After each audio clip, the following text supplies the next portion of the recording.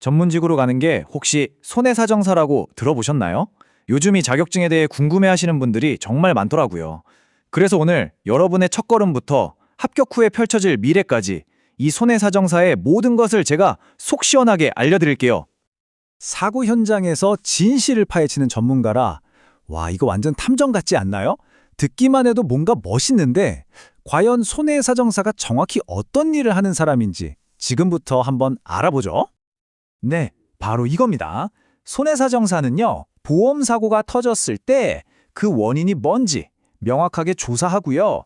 또 관련 법규나 보험 약관에 따라서 아주 공정하고 객관적으로 손해액이랑 보험금이 얼만지 계산하는 그런 일을 하는 국가공인 전문가예요.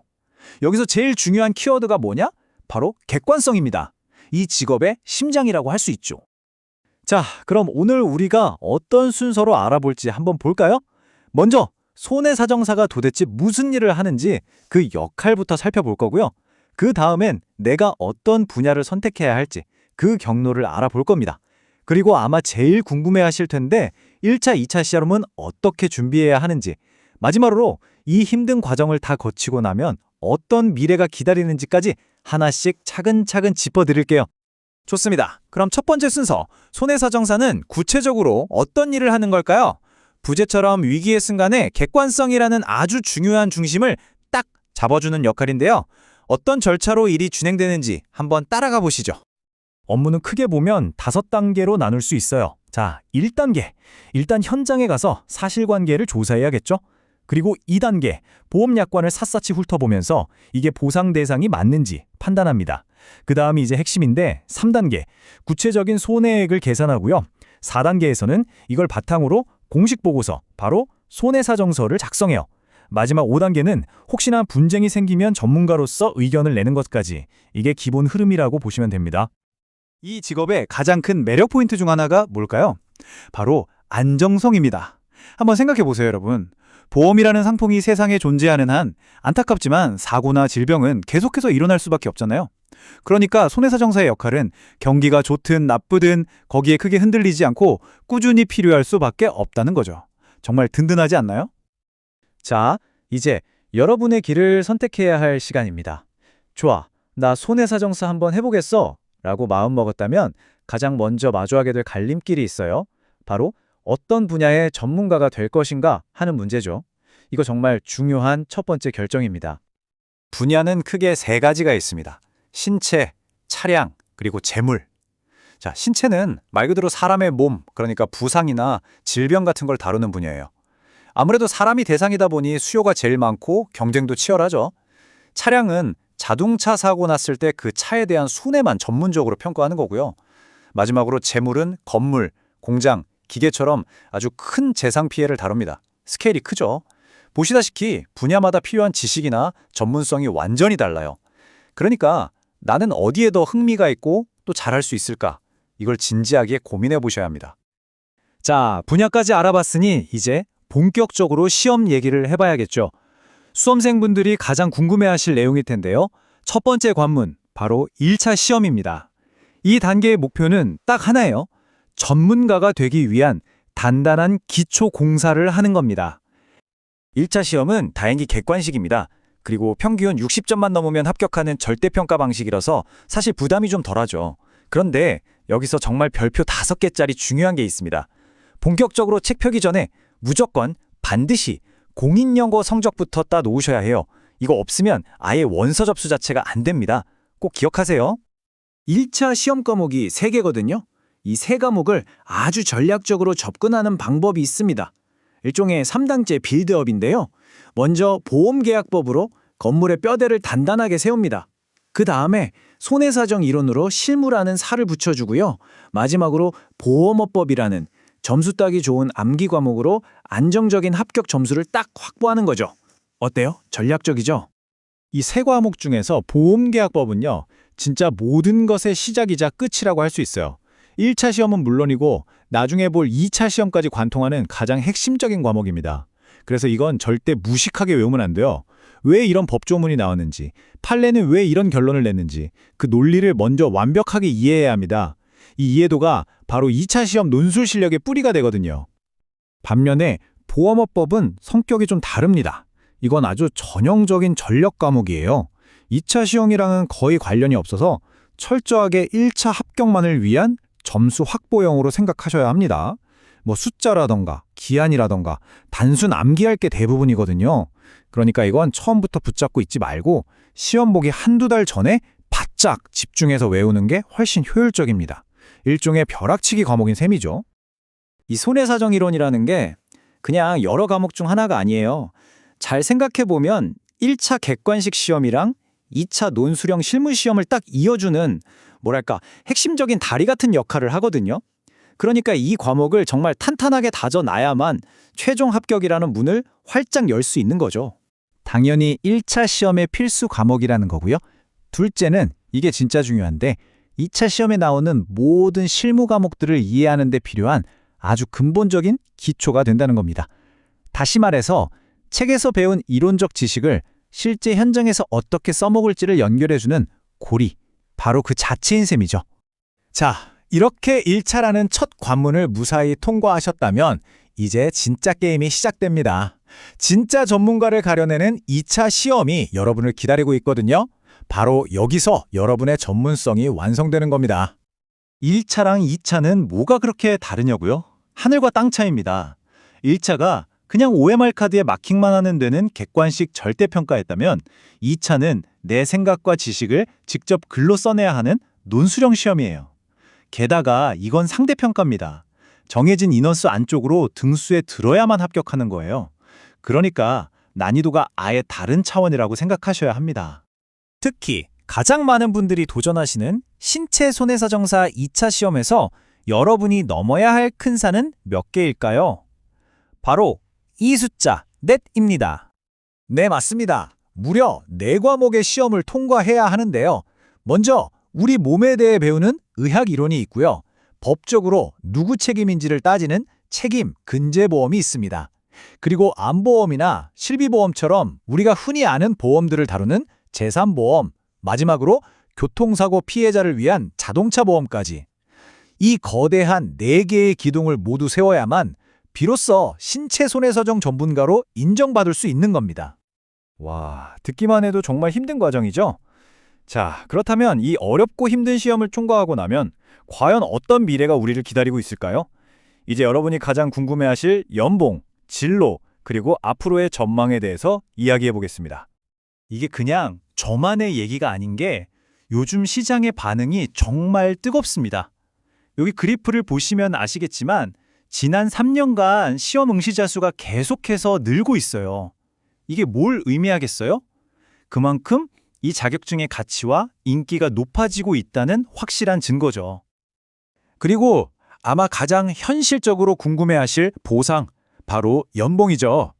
합격하고 나면 신입 손해사정사의 평균 초봉이 5천만 원 이상부터 시작하는 걸로 알려져 있습니다. 어때요? 전문직으로서 확실한 대우를 받는다는 느낌이 들죠? 합격 후 커리어는 크게 두 갈래로 나뉩니다. 첫 번째는 가장 일반적인 길인데요. 보험사나 손해사정 법인에 소속돼서 일하는 고용 손해사정사가 되는 거예요. 그리고 두 번째 길도 있습니다.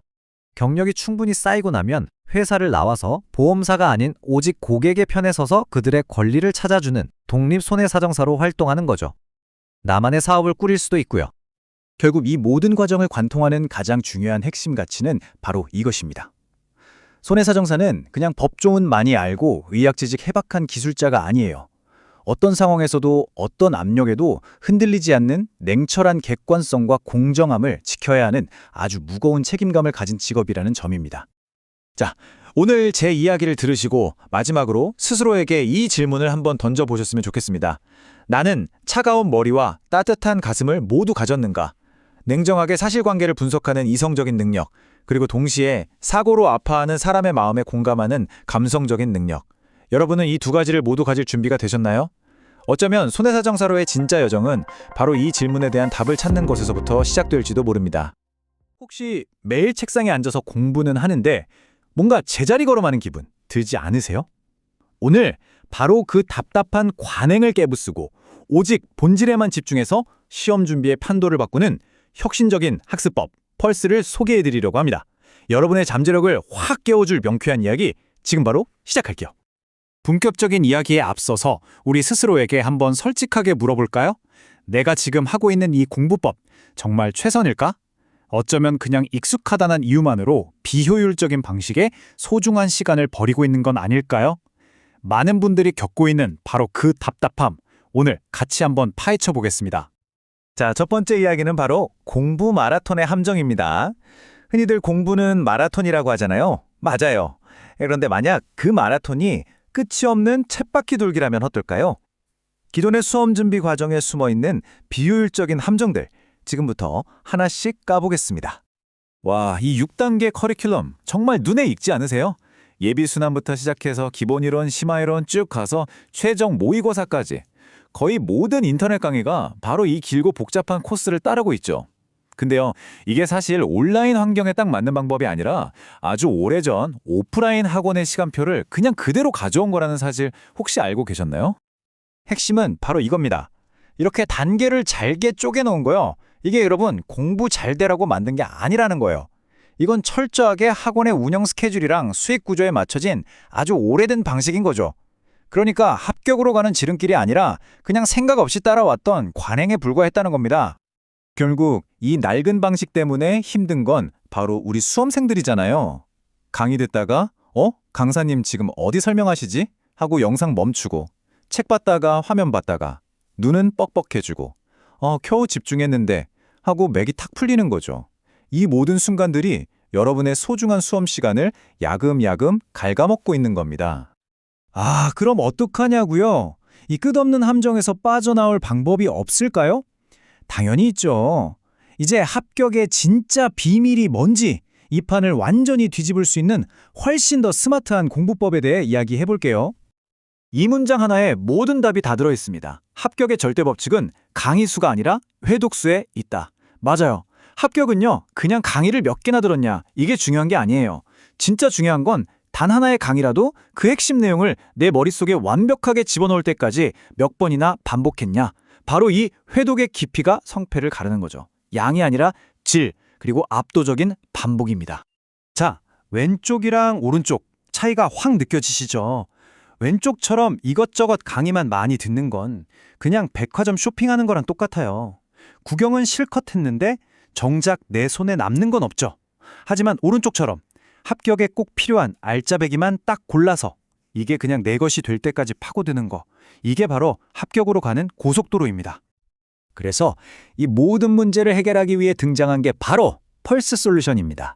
쓸데없는 관행은 싹 다 버리고 오직 최고의 효율과 압도적인 반복이라는 이 두 가지 철학 위에 세워진 완전히 새로운 학습법이죠. 이 표를 한번 보세요. 그냥 딱 봐도 차이가 어마어마하죠. 기존에는 6단계, 무려 160시간이었어요. 펄스는 이 모든 군더더기를 과감하게 걷어내고 합격에 없어서는 안 될 기본 이론, 문제풀이, 실전 모의고사 딱 3단계로 압축했습니다. 그랬더니 학습 시간이 단 85시간으로 줄어들었습니다. 네, 맞아요. 마이너스 47%. 기존 방식에 비해 거의 절반의 시간을 아낄 수 있다는 얘기예요. 그럼 이렇게 번 엄청난 시간에 뭘 할 수 있을까요? 맞습니다. 아까 말씀드렸던 합격의 절대 법칙, 바로 회독. 그 회독에 올인할 수 있는 시간이 생기는 겁니다. 근데 펄스의 혁신은 여기서 끝이 아닙니다. 단순히 시간만 줄인 게 아니에요. 두 번째 핵심 혁신은 바로 우리가 매일 보는 이 강의 화면 자체를 뜯어고친 비주얼 싱크 시스템입니다. 자, 지금 보시는 이 화면, 이게 바로 여러분이 공부하게 될 펄스의 강의 화면입니다. 진짜 신기하죠? 여러분이 가지고 있는 종이책 교재가 저 선명한 고해상도 화면에 그대로 들어가 있어요. 마치 눈에 익숙한 녹색 칠판처럼요. 자, 우리가 글자 하나하나 깨지는 거 없이 정말 선명하고 강사님의 필기가 바로 그 교재 위에 실시간으로 착착 나타나는 거예요. 이건 뭐 기존에 보던 흐릿한 빔 프로젝터 화면이랑은 아예 차원이 다른 거죠. 이게 어떤 효과를 가져오냐면요. 이제 더 이상 어디지? 하고 페이지 찾느라 영상 멈출 일이 없어요. 당연히 공부 흐름이 안 끊기죠. 또 책이랑 화면을 번갈아 볼 필요가 없으니까 눈도 훨씬 덜 피곤하고요. 결국 뭐겠어요? 내 모든 집중력을 오직 공부 그 하나에만 쏟아부을 수 있는 최적의 환경이 만들어지는 겁니다. 자, 이제 마지막 파트입니다. 이 모든 혁신들을 모아서 펄스가 어떻게 여러분을 합격까지 가장 빠르고 확실하게 안내하는지 그 최종 로드맵을 딱 정리해 드릴게요. 펄스의 합격 로드맵은 정말 심플하고 강력합니다.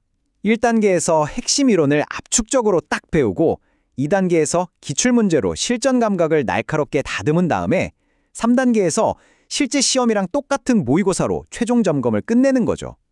합격에 필요한 모든 게 이 완벽한 3단계 안에 다 들어 있습니다. 이 모든 과정의 밑바탕에는 펄스만의 아주 단단한 학습 철학이 깔려 있어요. 첫째, 모든 공부는 기출문제에서 시작해서 기출문제로 끝낸다. 둘째, 앵무새처럼 그냥 외우는 건 의미 없다. 왜 그럴까를 생각하며 깊이 이해해야 진짜 응용력이 생긴다.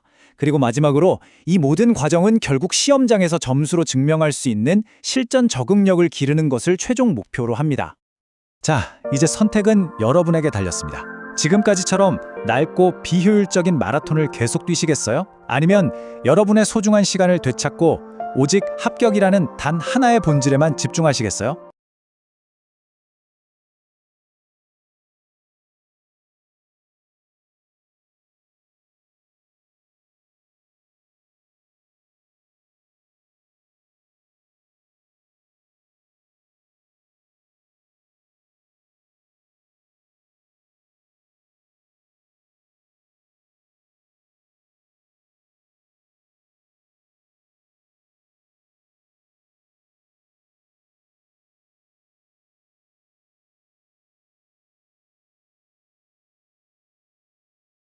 현명한 선택으로 최고의 효율을 직접 경험해 보시길 바랍니다.